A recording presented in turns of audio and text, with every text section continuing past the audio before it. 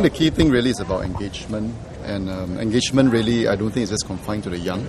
I think it's really engagement all segments of society. Whether you're young, you're middle-aged, and in many ways being young is a statement, it's a state of mind that you're in. So it's not just the young.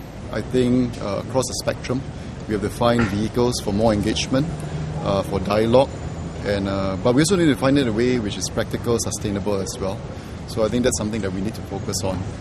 And clearly, I think that's one of the feedback that we do gain, that sometimes policies are being made, perhaps feedback is not sufficiently solicited from the ground, or decisions are already made and you're just going through motion. Well, I think all these things are signals. I think we need to analyze them. We need to see the way we do things, if we can refine it.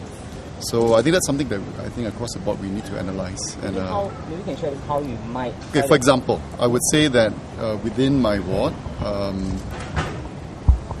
helping, for example, the lower income or the elderly, I mean, there will be people who are keen and with ideas. And that's one area which I am hoping to engage people who are interested to come forward. And they can take a look, what is the situation, for example, in certain areas within my ward. Introduce them to the policies that we have available, introduce them to the work that's really ongoing on the ground, and then let them have a perspective, see what their views are. Some of them may actively volunteer their time. Others would suggest their ideas. Some of them may be involved in VWO work elsewhere. I could imagine within ministries, on certain issues, I think you could have workshops, you could have where interested parties come in and to contribute ideas. So I think there are many different forms. Dialogues as well.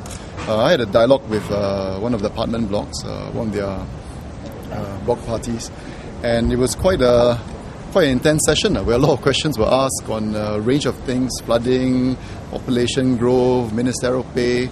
But I think having an outlet to discuss on national issues, I think it's useful. So that's something I'm looking at doing on a regular basis for different groups, different areas. So that's something I'm working out the details, how best to do it. You seem to have a better rapport with the young people. How are you trying to help, or how do you think you can help Ms. Tin, say, ride or swim against this wave of unpopularity? I don't know whether I have a very good rapport with the young, but I think all leaders probably need to be able to engage. At the end of it, it's not a top-down approach where you tell people what to do and they do it. I think we need to talk about it. At some point, decisions need to be made. So I think that is something that we all need to do. But I think it's how do we bring people on board? How do we bring our community forward? I think that's critical. I think for Pei Ling, I mean, obviously, it's unfortunate.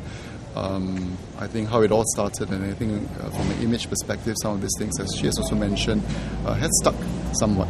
I think we give it time. I think on the ground she would do what she needs to do, and I think collectively we will find our way forward.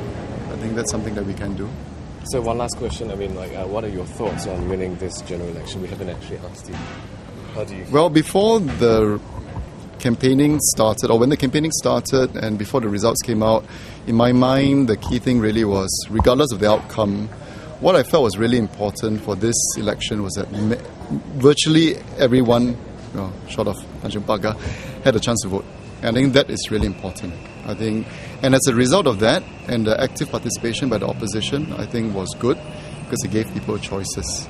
And by giving choices, you're also bringing forward ideas, views, perspectives. And I think what you saw, and perhaps accentuated by the presence of social media, was that there was a lot of discussion, there's a lot of interest, and I think active citizenry is important because people take an interest in your own future regardless of your views, and I think that is a very important step. So for me, that is already a big plus for us as a country. Secondly, in terms of outcome, my own perspective was whatever the outcome, I think the people have a choice, they make that choice, they speak their minds, they express it, and it's a wide-ranging perspective that's being put forward. Our responsibility is to accept and respect the outcome and to listen to what they have to say, both positive, both less positive, and then to digest that and then to figure out how best to go forward. Because our responsibilities as leaders is really to look after our people and lead our country forward. And part of that landscape is really to understand what that landscape is.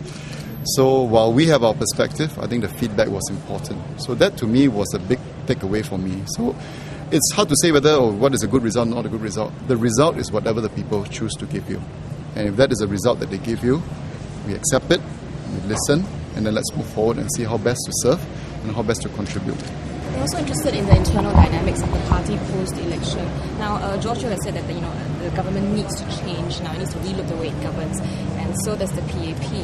And as a future leader within the PAP, with people have high hopes, with both inside the party as well as out.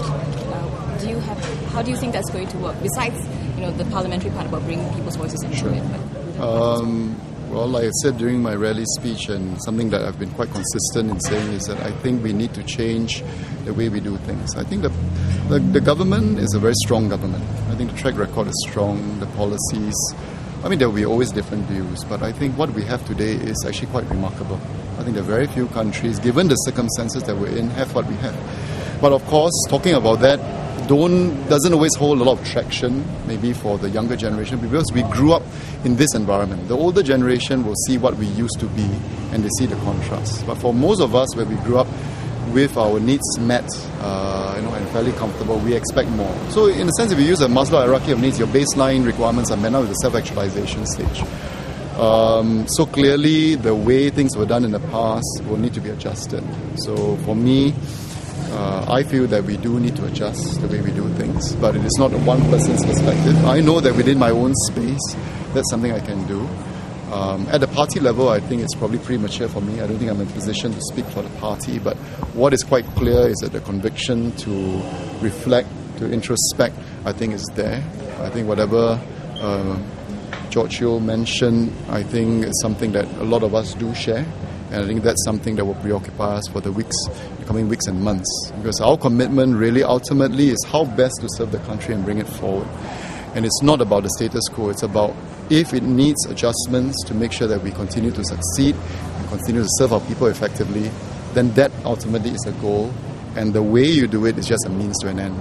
And I think that's something that we feel probably needs to be adjusted. But at this stage, it's probably premature to describe what exactly those adjustments will be. But the adjustments will have to be made, in my mind. As an advocate of reform?